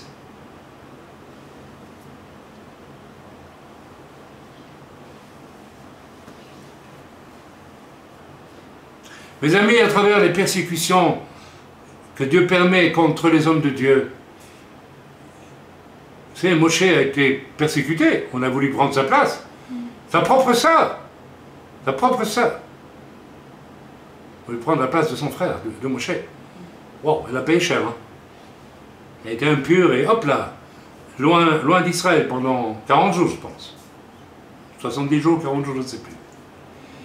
Mes amis, là aussi, n'est-ce pas, on voit de plus en plus quelque chose d'extraordinaire, c'est que lorsque les serviteurs de Dieu sont persécutés, Paul pouvait dire, vous les gens de Philippe, de l'église de Philippe, vous êtes vraiment les nouveaux, et grâce à vos prières, et à l'assurance de ma foi, je vais obtenir la victoire. Un jour ou l'autre, je l'obtiendrai, d'une façon ou d'une autre. Je patiente. Mais mes amis, je vais vous dire une chose, si vous ne vous décidez pas à être comme les chrétiens de Philippe, c'était vraiment né de nouveau. Non seulement lorsque votre serviteur aura difficulté, vous l'abandonnerez. J'ai vu cela, mes amis. J'ai vu cela tout au long de mon ministère. C'est pourquoi aujourd'hui, je ne laisse plus rentrer n'importe qui dans l'œuvre de chez nous. Je ne veux pas, j'ai assez souffert d'avoir fait confiance. Quand j'étais en Belgique, on a vécu dans la première église que j'ai établie, des choses absolument glorieuses. Allez lire dans mon livre Keila Ecclésiane, tome 1er. J'étais un tout jeune serviteur de Dieu, mais moi, à la conversion, j'étais de rentrer dans le royaume de la foi, j'avais tout abandonné pour le suivre, l'Esprit était avec moi. Il n'y a pas besoin d'attendre 10 ans, 20 ans, 50 ans pour être baptisé du Saint-Esprit. Moi j'étais baptisé là, ma femme a été baptisée le jour de sa conversion. Parce qu'elle a tout abandonné. Elle a abandonné une future carrière de prof, d'artiste célébré. Elle a vendu ses pinceaux le lendemain de sa conversion. Tout, elle a abandonné. Et elle a dit, Seigneur, fais de moi ce que tu veux. Ça y est, c'est fait. Elle est entrée dans la souka tout de suite. Et le Seigneur voudrait que vous entriez dans la souka tout de suite. Mais vous ne voulez pas parce que vous ne voulez pas abandonner vos bagages du passé. Tout ce qui vous donne de la prestance peut-être. Tout ce qui vous donne une idée de vous qui n'est pas trop mal. Vous n'avez pas encore haï ce que vous avez été dans le monde. Tant que vous ne le haïrez pas, vous ne pouvez pas même être sauvé. Je dis bien, vous ne pouvez pas être sauvé. Vous pouvez même lever la main, accepter Jésus. Jésus peut s'approcher de vous. Et puis, gardez ce que vous devez rejeter et abandonner. Et Jésus attend. Et Jésus stationne. Et en général, ce genre de faux chrétiens-là, ils tournent en rond. Vous avez remarqué? Ils tournent en rond, ils n'avancent jamais. Ils tournent en rond. Et peu à peu, c'est les remugles de leur âme qui reprennent le dessus. Et alors, on doit les aider sans arrêt, on doit sans arrêt mais ils ne servent à rien pour Dieu. On continue. Vous êtes d'accord? On continue. Amen. Revenons un peu au sens de la souka. La souka, c'est sortir de la maison ancienne de mon âme, avec tout ce qu'elle a emmagasiné, de choses fausses, et rentrer dans la marche par la foi en obéissance à Dieu. Aussi simple que cela. Et non selon mes sentiments. Quelqu'un qui n'est pas né de nouveau parce qu'il a refusé de renoncer à tout, quand le Seigneur l'a appelé, il ne va pas pouvoir entendre la voix de Dieu vraiment et vivre par la foi. Vivre par la foi, c'est pas seulement vivre sans salaire, c'est pas ça. C'est dépendre complètement de Dieu. Il va donc mêler ses sentiments, ses impressions, des repentances sentimentales. Combien je vois de repentances sentimentales, et voyez comme j'ose, même lorsque les gens prient devant moi, avec des repentances sentimentales, mais qui ne correspondent pas du tout à la vraie repentance qui doit suivre le fait que j'abandonne tout pour suivre le Seigneur. Le jour où j'ai haï mon orgueil, et où j'ai dit fini le théâtre, c'était un choix radical. Dans les 2 jours qui ont suivi, Dieu m'a dit, tu vas aller demander pardon à 5-6 personnes à qui tu dois demander pardon, dont mes parents. Je l'ai fait. C'était dur, c'était difficile, c'était humiliant. Mais l'Esprit de Dieu me dit, tu le fais. Et je l'ai fait. C'est comme ça qu'on naît de nouveau, en entendant ce que Dieu nous dit de faire, et on le fait. Je vois certains pseudo-chrétiens qui pêchent d'une façon invraisemblable, et qui n'ont jamais de conviction de pécher. Où est le problème? Le problème, c'est qu'ils n'ont jamais vécu une vraie conversion, où ils ont tout abandonné pour suivre, au moins dans leur tête et dans leur cœur, pour suivre le Seigneur. Et ça ne s'est pas accompagné une véritable césure, une véritable rupture. Je suis sûr que si je demandais à mon frère Étienne comment il s'est converti, ben il a vécu ça, j'en suis certain. Du jour au lendemain, fini, terminé. Il était ingénieur en électricité, je ne sais pas trop, en télécommunications, non? Mais il a abandonné. Amen. Amen. Une conversion authentique va changer le logiciel de ma vie sous influence de mon âme pour adopter le logiciel nouveau de Dieu afin de devenir une nouvelle créature et en donner le signe par une dépendance de Dieu par la foi. Le jour où j'ai dit fini le théâtre, le jour où ma femme elle m'a dit fini l'Académie des Beaux-Arts, elle s'est fait mal voir. Hein. Elle avait droit à la haine de ses profs. Hein. Parce que c'était des gens obscurs. Il y avait de la franc-maçonnerie derrière tout ça. On allait l'emmener dans ces choses. Alors, il perdait une proie, bien sûr. Mais elle est devenue une nouvelle créature ce jour-là. Et elle s'est mise dans les mains de Dieu. Elle est rentrée dans la souka. Elle a abandonné l'académie. C'était ça, sa maison. C'était ta maison, l'académie. C'était toute sa vie. Le théâtre, c'était toute ma vie. C'était ma bicoque à moi. Et je l'ai abandonné. J'ai dit, je rentre dans la souka. Merveilleux. Et en même temps, j'ai fait un terroir. Dieu m'a dit, repens-toi. Va trouver un tel. La trompette a sonné dans mon cœur. La trompette de l'esprit. Hé, dis donc, faut aller te repentir là. Allez, va. Et je suis allé. Et alors Dieu m'a dit, Yom Kippour, c'est fait pour toi. Je me suis flanqué à genoux devant Jean-Louis Jaillet. Et Dieu m'a dit que tes chaînes tombent. Et la puissance de Dieu est descendue sur moi. Cette puissance, elle m'accompagne depuis ce jour-là. Je n'ai pas eu besoin de faire un cours sur le baptême du Saint-Esprit. C'est Dieu lui-même qui descend en vous et qui s'y installe. Et l'Écriture le dit, ne sommes-nous pas le temple du Saint-Esprit? Mais un temple, ça doit être propre, mes amis. On ne peut pas vivre un temple du Saint-Esprit avec nos diplômes de directeur de ceci, de directrice de cela, et tout ce qui s'ensuit. Un jour, quelqu'un m'a demandé pourquoi tu ne fais plus du théâtre chrétien. Je dis, tu es un insensé. Comment tu peux me dire une chose pareille? Ça pue. C'était ma maison de perdition. Beaucoup d'entre nous, beaucoup de chrétiens aujourd'hui, amènent leur maison de perdition dans leur vie dite de chrétien et prétendent vivre ainsi. C'est impossible. Arrêtez de faire cela. J'espère que j'arrive au bout. Je vais vous donner, pour terminer, 2 témoignages. Il y a des années, une personne gravement malade, psychiquement malade, dépressive, sous médicaments, chrétienne.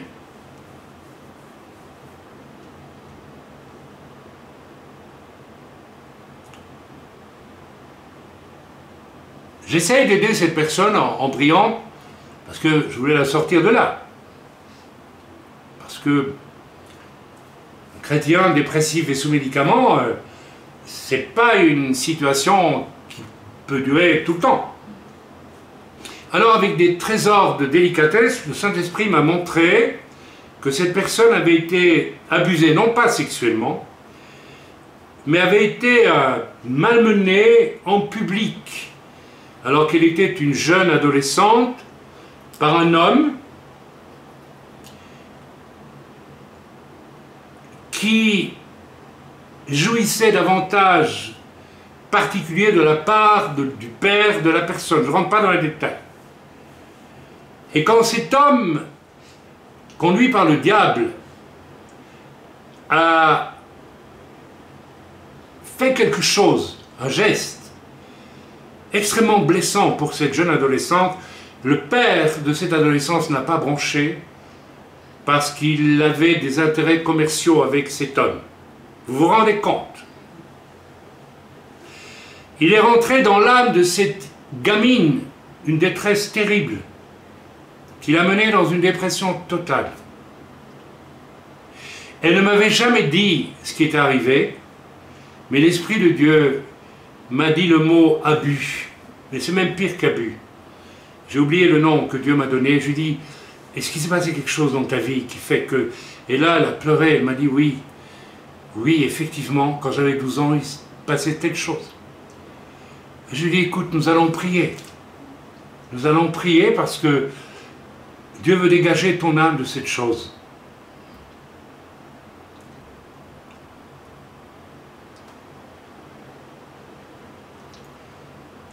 Elle a prié avec moi, j'ai prié, elle a mis sa confiance en Dieu. Et puis j'ai prié. Je l'ai délié au nom de Jésus de l'impact du diable sur son âme, parce qu'il y avait un impact. Elle a été transformée. À l'instant même où elle a fini de prier, la lumière de Dieu est descendue sur elle. Son visage s'est transformé et elle allait très bien. Et au bout de 3 semaines, elle a écouté les violons de son âme et elle est repartie en arrière dans le même problème. Vous dire ce qui lui est advenu après, je préfère ne pas vous le raconter. Ça veut dire que, en réalité, cette personne, tout au fond, n'était pas née de nouveau.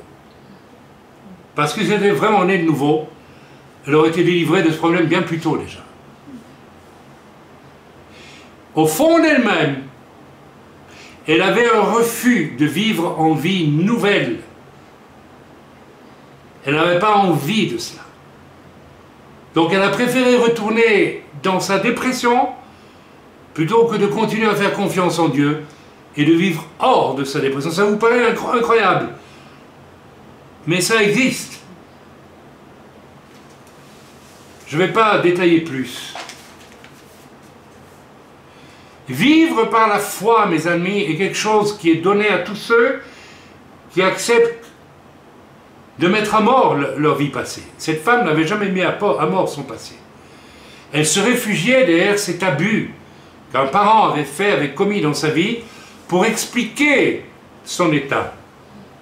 Et au fond, ça l'arrangeait bien, parce qu'elle pouvait dire c'est à cause de ce qu'on m'a fait que je suis comme ça.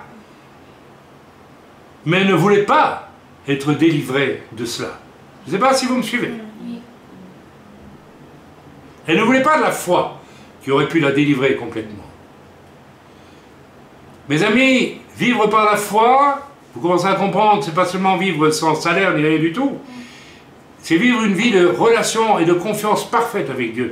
C'est seulement possible si la maison ancienne est détruite au profit de la soukha. Il en va de même pour certaines dites conversions aujourd'hui. Attention à ce que je vais vous dire. On accepte le salut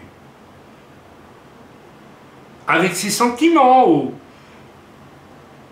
ou parce que la personne à côté de moi a accepté le salut et qu'on se rend compte qu'il y a quelque chose de vrai là, de bon. Non, peut-être pas de vrai, mais de bon. Et qu'on se dit, tiens, pourquoi pas pour moi? Mais, alors survient le test. Mes amis, je vais vous dire, le signe pour moi qu'une conversion est réelle, c'est quand une personne passe par cette étape de Jean Valdo qui se convertit en France, richissime marchand de tissus, à Lyon, je crois que c'était à Lyon. Qu'est-ce qu'il fait, Jean Valdo? Il vend tout. Il renonce à tout. Il part sur la route avec une Bible et il commence à prêcher. Il n'avait pas fait l'école biblique. Il sortait du catholicisme. La puissance de Dieu était sur Jean Valdo parce qu'il a tout laissé pour suivre le Seigneur. Voilà la grande question, mes amis. Si tu ne laisses pas tout ton fichu passé avec toutes ces simagrées, si tu ne commences pas à le haïr, à le vomir, à dire mais je renonce, je ne veux plus ça, moi je veux vivre une vie de relation par la foi avec Dieu. Et pour beaucoup de conversions, mes amis, on refuse de se voir pécheur. On refuse aussi, et le test c'est lorsque Dieu te dit abandonne quelque chose et que vous ne l'abandonnez pas. Alors vous entrez dans une relation bâtarde avec Dieu. Vous vous croyez sauvé, vous avez fait le premier pas, mais vous dites à Dieu, reste au ciel, j'organise ma vie sur la terre. C'est à peu près ça. Si vous faites ça, vous faites ça, vous n'avez pas de relation de foi avec Dieu. Vous avez une relation de foi avec vous-même. Et je vous dis, entre nous, vous êtes gonflés. Parce que vous n'avez pas encore compris que vous perdez vraiment votre temps. Eh bien, je dois vous dire que vous manquez sérieusement d'intelligence spirituelle, de la vraie intelligence. Alors, dans ce cas-là, on s'oppose à Dieu, finalement, et alors on va commencer à stagner. On va stagner. En maintenant des choix de vie qui ne peuvent pas être bénis par Dieu, et qui sont des choix d'âme de ma personne. Je rentre alors dans la souka avec ma bicoque, dont je dois sortir à tout prix, que je dois abandonner derrière moi. Je crois que j'ai fait bien comprendre ce que signifie sortir de sa bicoque, comme font tous les juifs, pour aller sous la souka. On commence à comprendre le sens profond de cela. Je vois certains chrétiens, même parmi nous, je lis toute l'histoire de leur bicoque sur le visage. Tout! Ils n'ont rien abandonné. Vous savez qu'on lit sur vos visages qui vous êtes. Je rencontre parfois un vrai chrétien, je dis, celui-là, il a abandonné tout pour suivre le Seigneur. On le voit tout de suite. Il y en a, on lit sur votre visage des couches et des couches et des couches et des couches et des couches de votre ancienne bicoque. Vous êtes toujours là avec votre ancienne bicoque. Vous avez voulu amener les pyramides d'Égypte sous la souka. C'est difficile, hein? C'est compliqué. Moi, si je dois amener mon appartement sous la souka, alors je suis obligé de faire une autre souka plus loin pour aller sous la souka. On perd son temps. Beaucoup d'entre vous, vous perdez votre temps. Vous venez à l'église, vous perdez votre temps. Vous perdez votre temps, ça ne sert à rien. Il faut sortir de votre bicoque, une fois pour toutes. Mes amis, le choix, le verrou dans tout ça, il faut bien qu'on le dise maintenant, c'est l'orgueil. L'orgueil, c'est l'amour de soi qui nous centre sur soi, sur le sentiment de sa personne, n'est-ce pas? Et non pas sur Dieu, avec lequel je vais avoir une relation par la foi, et en renoncer à tout, acceptant que je ne suis rien sans lui, et qu'à partir de maintenant, et c'est ça la foi, il va me dire librement, fais ceci, fais cela. Moi, je me lève tous les matins, je dis à Dieu, je ne dis pas avec des mots, mais avec mon cœur, allez, bouge-moi sur l'échiquier de tes désirs, Père. Fais de moi ce que tu veux. Allez, allez, allez, allez. J'ai envie d'avoir des récompenses au ciel. Donc, Fais-moi faire ce que tu veux. J'ai la foi. Même si non, de faire un truc complètement fou, je le ferai. Et j'ai fait des trucs complètement fous. J'en ai parlé un peu dans Keïla numéro 1 et numéro 2. Allez les lire. Non pas pour vous dire, oh, Haïm a fait ceci. Peut-être pour vous exciter, à vous dire, tiens, pourquoi je ne vis pas des trucs fous avec Dieu, moi? Je vais te dire pourquoi tu ne vis pas des trucs fous avec Dieu. Pourquoi tu es toujours obligé de suivre un serviteur de Dieu? Pourquoi tu cours d'église en église? Il y a des gens qui m'ont rejoint dans l'œuvre parce que je vivais des trucs fous et ils ne se sont jamais demandé pourquoi eux ne vivent pas des trucs fous. Parce qu'ils vivent par procuration. Ah, mais je suis Haïm ou je suis un autre, etc. Donc j'existe. Ah bon, tu existes en suivant un autre. Dieu a une toute autre opinion, un tout autre désir pour toi. Dieu t'aime, tu es unique. Tu n'as pas besoin de suivre X ou Y. Tu as à suivre Christ. Et ça, c'est une autre aventure. Il faut choisir. Et pour ça, il faut renoncer à tout pour le faire. On continue et on termine. Persévérer ainsi à ne pas sortir une fois pour toutes de sa maison ancienne pour nous jeter par la foi. Vous savez, la foi véritable ne périt jamais. Moi, j'entends des prédications, comment avoir plus de foi? Mais je ne comprends pas. La foi est un don de Dieu que tu reçois quand tu appartiens au Seigneur. La foi est une ferme assurance des choses qu'on espère, une démonstration de celles qu'on ne voit pas. Comment c'est possible? Parce que Dieu le fait, paf, puis c'est tout. Tu n'as pas à vouloir avoir plus de foi. Si tu as la foi, tu as la foi. Jésus dit, si tu avais la foi comme un grain de sénévé, tu diras à cette montagne, allez, barre-toi, mets-toi dans la mer là. Ça veut dire que la foi, c'est pas un truc que l'on améliore. Ta sainteté, tu peux l'améliorer. Mais pas ta foi. Tu l'as ou tu l'as pas? J'aime ça. Parce que j'ai toujours eu cette impression que ma foi, elle n'a pas de limite. La vraie foi n'a pas de limite. Parce que ça vient de Dieu. C'est Dieu en vous qui donne la foi. Normalement, dès que vous vous convertissez, si vous renoncez à tout, et si vous dites à Dieu, viens, prends la place, alors vous avez tout. La gloire, la foi, l'autorité, oui, vous avez tout.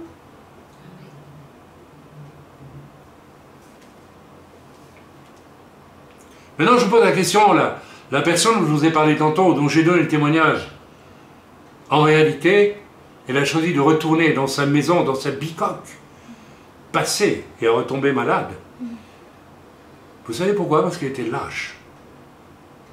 L'orgueil et la lâcheté, ce sont deux choses terribles. On peut ne pas vouloir être sauvé parce qu'on n'a pas envie.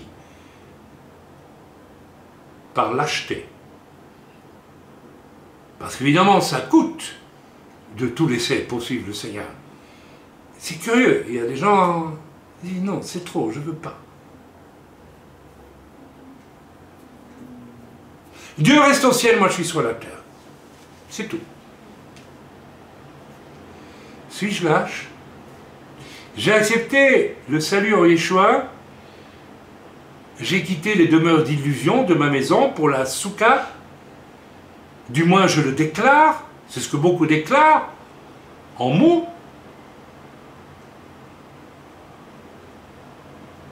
Je crois car je me joins à l'église. Donc je suis sauvé. Mais si j'amène sous la soukha ma maison, la soukha perd tout son sens. Et je le répète, c'est un peu comme si les Hébreux étaient sortis d'Égypte en emmenant les pyramides. Beaucoup de chrétiens, vous amenez vos pyramides, vos petites et vos grosses pyramides vous voulez les amener dans le royaume de Dieu et elles n'y ont pas de place. Je vais terminer en vous lisant 3 écritures importantes dans Apocalypse 21, verset 8 et Proverbe 10, 4 et Proverbe 12, verset 24. Car peut-être que je suis lâche aussi. Vous savez, il y a des gens qui m'ont dit cette chose. Quand je suis venu au Seigneur, j'avais une situation à mettre en ordre dans ma vie. Ce n'était pas facile du tout. Ceux qui me connaissent mon témoignage.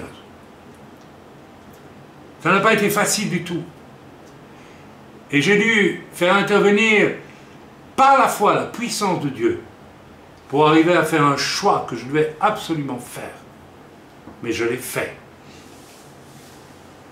J'entends parfois des gens, je l'ai entendu, des gens qui viennent au Seigneur, en fait parce qu'ils sont dans le désarroi le plus profond du fait d'une situation X, Y ou Z, et par un parent ou un ami, ils ont appris que s'ils allaient à l'église, Dieu va les sauver, et puis on leur a dit aussi ce gros mensonge, Dieu va régler tous tes problèmes. C'est vrai quelque part, mais ce n'est pas le but. On ne va pas au self-service de Dieu pour qu'il règle nos problèmes. On va vers Dieu pour être sauvé. Pas pour faire de la cure d'âme éternelle. Alors les gens sont à l'église, ont accepté Jésus, puis ça y est, ils sont sauvés. Et puis j'entends ce discours, j'ai un problème, parce que j'arrive pas à me séparer de mes amis qui sont dans le monde. C'est difficile pour moi, parce qu'avant on discutait, ou bien si c'est une femme qui me dit cela, on discutait de fanfreluche, voilà, de maillot de bain pour aller à la plage, ces choses-là, puis c'était mes amis, tu comprends? Moi je comprends pas. Mes amis, du jour au lendemain, quand moi j'ai accepté Jésus, il n'était pas question pour moi de continuer à entretenir certaines relations avec des gens de mon passé. Je fréquentais des milieux de poètes, de philosophes, de mystiques. Bon, on passe. La première chose que j'ai faite, quand je les ai revus, je leur ai parlé de Jésus. Immédiatement, le lendemain de ma conversion, je suis allé au théâtre. On avait reçu le prix du meilleur spectacle européen de l'année au théâtre élémentaire rue Scottwelt à Anderlecht, Bruxelles. On devait faire une tournée en Italie. On était des valettes, hein. Je suis entré au théâtre et la compagne du metteur en scène, qui était aussi une actrice, est venue vers moi et m'a dit « Ah, qu'est-ce que tu as? Tu es lumineux, tu es beau aujourd'hui. » Je dis « Oui, j'ai rencontré Jésus. » Aussi net que ça. Elle est partie en courant, en hurlant dans le théâtre. Elle dit « Michel, il est devenu fou, il est taré, c'est pas possible. » Ils ont passé une journée entière à me hurler dessus. Ça a glissé comme sur les plumes d'un canard. Moi qui étais si susceptible, si orgueilleux, j'étais tellement heureux d'avoir rencontré le Dieu vivant que ça ne m'a rien fait. Ils auraient pu me tuer, ça me faisait rien. Et quand j'entends cette trainte, mais c'est difficile pour moi. Je me dis, il y a quelque chose qui n'est pas vraiment fait dans le cœur de cette personne. Vous savez, mes anciens amis, dont certains me disaient, pardonnez-moi, hein, que parfois, en poésie, j'étais un petit génie. Enfin, ils disaient ça, hein, non. Quand j'aurais dit que j'avais accepté Jésus, mais j'avais fait la pire, j'étais le plus grand taré de la terre. Il me dit, comment tu peux faire ça? Un homme comme toi, un artiste comme toi. Ouais, mais l'artiste, il crève à l'intérieur, hein, mais ça, tu t'en rends pas compte. Toi aussi, tu crèves, mais toi, tu fais semblant que tu crèves pas. Tu es tellement orgueilleux. Continue si tu veux. Moi, je te dis que c'est Jésus qui peut changer toute ta vie. Jamais. Ni Dieu, ni maître. Comme Léo Ferré, n'est-ce pas? Okay. Si je lâche, lisons et terminons avec ce message dans Apocalypse 21, verset 8, s'il vous plaît. Peut-être que nous sommes lâches aussi. Peut-être que nous ne voulons pas abandonner le monde. Et on se dit, ben Dieu ne verra pas tout. Dieu voit tout. C'est hallucinant de voir par quelle combinaison les gens essaient de passer. Il y a des gens qui me disent, oui, je vais aller me placer devant Dieu pour prier. Je dis, quoi, tu vas aller te placer seulement devant Dieu? Tu es devant Dieu depuis le jour de ta naissance. Et même avant ta naissance, tu étais déjà devant Dieu, tu ne sais pas? Ça veut dire que tu vas aller te placer devant Dieu, c'est-à-dire 3 quarts du temps, tu te caches de Dieu pour faire tout ce que tu fais. Hein? Lâche. On lit ensemble. Verset 8. Mais pour les lâches, les incrédules, les abominables, les meurtriers, les débauchés, les magiciens, les idolâtres, et l'idolâtrie. Il y a des gens, ils ne peuvent pas faire autre chose que de rappeler qu'ils étaient ceci ou cela dans le monde, sans dire qu'ils l'ont rejeté. C'est une idolâtrie. Il y a des gens qui font la course dans le milieu professionnel tout en disant chrétien, en disant il faut que je monte, il faut que je monte, il faut que je monte. Quoi? Vous savez, le premier job que Dieu m'a donné après ma conversion, j'avais la chance de parler plusieurs langues. Et donc j'ai décroché un tout petit job dans un petit syndicat d'initiative de la commune de Trois-Ponts. Trois-Ponts, c'est 250 habitants. La seule attraction, c'est la baraque à frites. Et j'étais là dans mon petit bureau à m'ennuyer. De temps en temps, il y avait des touristes. Une fois, il y a des juifs qui sont venus. Ah, merveilleux. Mais il n'y avait pas de quoi dire. Oh là là, quelle belle promotion. J'étais passé du statut de vedette du monde à statut de pauvre petit mec dans un carrefour de 250 habitants des Ardennes belges où j'allais à la baraque à frites et où le gars à la baraque à frites me disait « Alors, de la mayonnaise ou pas de mayonnaise ?» C'était très élevé comme niveau intellectuel, n'est-ce pas? Mais je bénis Dieu parce que j'ai goûté ce temps-là avec reconnaissance. J'ai dit merci Seigneur, parce que ce boulot que tu me donnes, c'est toi qui me le donnes. Et je vais le vivre calmement. Je ne vais pas chercher plus que ça. Et quelque temps après, Dieu m'a dit, je vais te donner mieux. Après avoir vérifié que je me contentais de ce peu-là. Et j'ai gardé un souvenir ému de Trois-Ponts, en Belgique, dans les Ardennes belges. Je bénis Trois-Ponts encore aujourd'hui, parce que c'est l'outil que Dieu a utilisé pour me donner mon premier travail après ma conversion. Les magiciens, les idolâtres et tous les menteurs, oh là là! Le Seigneur a révélé qu'il y avait du mensonge chez ton dernier parmi nous.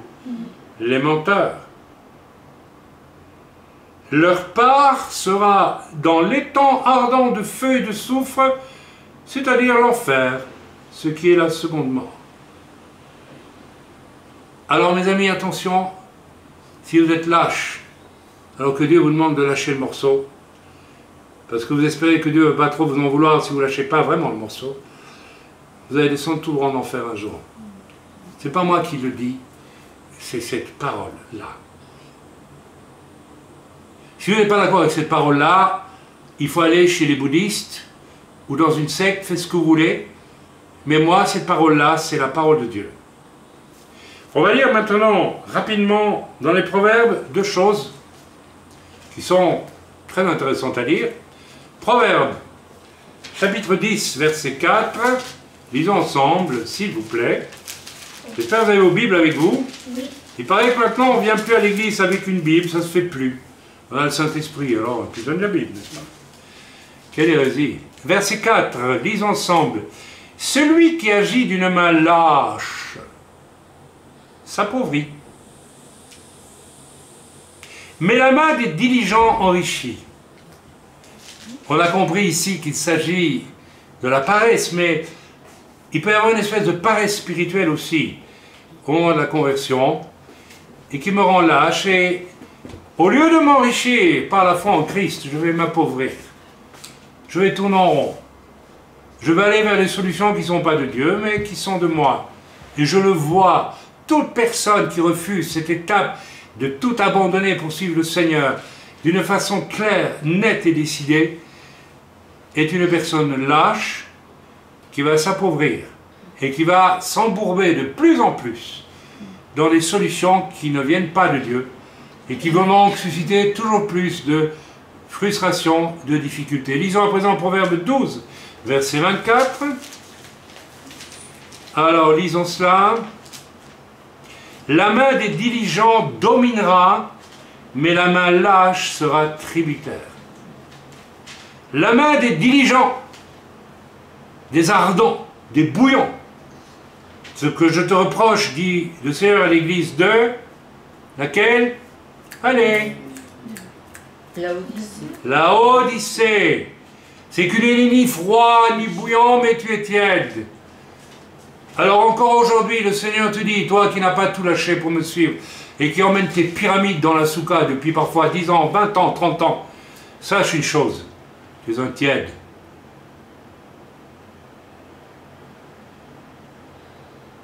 La main des diligents dominera. Mes amis, j'étais surpris. Le jour où j'ai mis les genoux devant Jean-Louis Jaillet et où il a prié pour moi, la puissance de Dieu est venue sur moi. L'autorité de Dieu est venue sur moi. Oui, une grande autorité. Et on est allé boire quelque chose le soir après ça avec mon épouse et une jeune chrétienne, nous venons nous convertir. Et j'ai vu passer dans la rue un bonhomme très malsain, que j'avais connu sur un lieu de travail, qui était un être démonisé, jaloux, et qui aimait humilier, rabaisser. Il avait un art comme ça de vous approcher pour vous humilier, d'une façon ou d'une autre. Et je l'ai vu venir dans la rue, et puis il m'a vu, il dit « Ah, j'y vais ». Je vais l'humilier devant sa femme et devant son ami.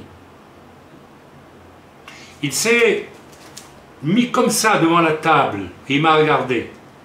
Et je l'ai regardé. Sa tête a fait 3 fois le tour. Il a été terrorisé. Je ne lui ai pas dit un mot. Je lui ai allé droit dans les yeux. Il s'est enfui de terreur. Mes amis, c'est lui qui accepte de tout abandonner pour suivre son Dieu, recevra une autorité véritable. Oh, je ne parle pas des fausses manifestations d'esprit, je parle de la vraie autorité. Et quand vous êtes en face de quelqu'un qui a cette autorité, vous la sentez. Elle ne vient pas de la personne, elle vient de Dieu en elle. Et c'est ce que Dieu veut pour chacun d'entre vous. Arrêtez d'écouter les sirènes de votre âme. Arrêtez de croire qu'on doit encore prier pour vous, pour ceci et pour cela. Arrêtez de croire que votre passé vous poursuit encore, que les sorciers vous font encore du mal ou que sais-je d'autre. Arrêtez, le diable vous ment. Peut-être que vous n'avez pas complètement, vraiment, tout abandonné pour suivre le Seigneur. Peut-être que l'orgueil est encore fort en vous. Et que vous ne voulez pas que Dieu abatte cet orgueil. Il y a des gens très intelligents qui viennent au Seigneur, mais qui n'arrivent pas à abandonner l'orgueil qui est en eux. Et on ne peut pas suivre le Seigneur avec une once d'orgueil, c'est impossible. J'ai bien aimé la réaction de Pierre lorsque Jésus lui dit, au bord du Kinneret, et qui n'a pas pris de poisson, et il a dit, viens, Et puis il a pris du poisson, on sait comment, il y a eu un miracle. Et que Jésus lui dit, viens, je ferai de toi un pêcheur d'hommes. Et Pierre va dire à Yeshua, retire-toi, Seigneur, je suis impur. Il a vu qu'il était pécheur. Et il a dit, franchement, est-ce que je peux dire un jour à Dieu, retire-toi de moi, Seigneur, je suis impur. Et Dieu va te répondre, je veux te sauver. Parce que tu t'abats devant moi. Parce que tu vois les choses telles qu'il faut les voir, et pas telles que tes pyramides d'Égypte que tu veux traîner dans ta soukha te les font voir. Alors, là où tu te trouves, toi qui vas écouter ce message, j'ai l'impression d'avoir prêché la tête baissée pendant tout le message, mais ça ne me fait rien. Pardonnez-moi, vous qui allez écouter le message sur YouTube. Peut-être qu'à l'instant T, de ce moment où je te parle, tu te dis, je veux être assez fou que pour dire à Dieu, je n'ai pas tout abandonné pour te suivre. Je suis plein de moi encore, plein de fausses solutions qui ne viennent pas de toi, mais qui viennent de moi, et qui indiquent que mon orgueil n'a pas été abattu devant toi.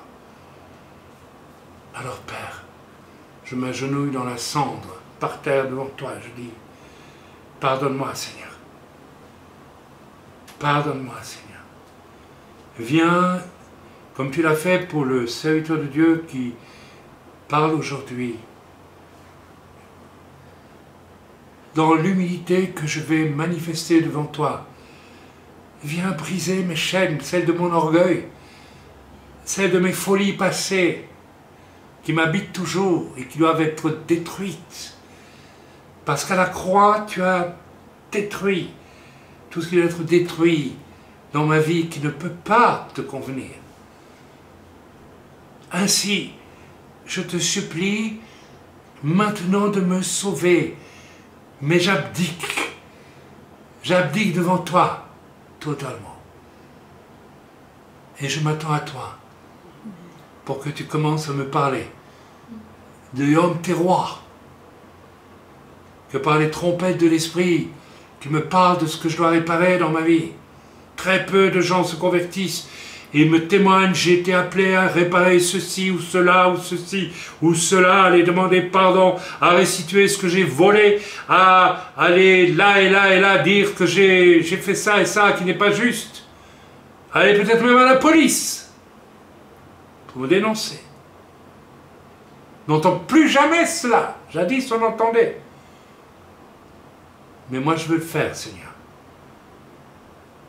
Et après avoir entendu les trompettes de Yom Teruah, je veux croire que je vais me repentir de ce que tu vas me montrer d'abject dans mon existence. Et qu'ensuite, tu pourras me dire tu es pardonné. Parce que le grand Yom Kippour, c'est Yeshua qui l'a accompli pour toi. Et alors tu pourras entrer libre, absolument libre et vierge dans la soukha pour entamer une relation de foi avec moi. Tu peux le faire aujourd'hui, là où tu te trouves, dans le bon nom de Yeshua. Nous allons couper là l'enregistrement, s'il vous plaît.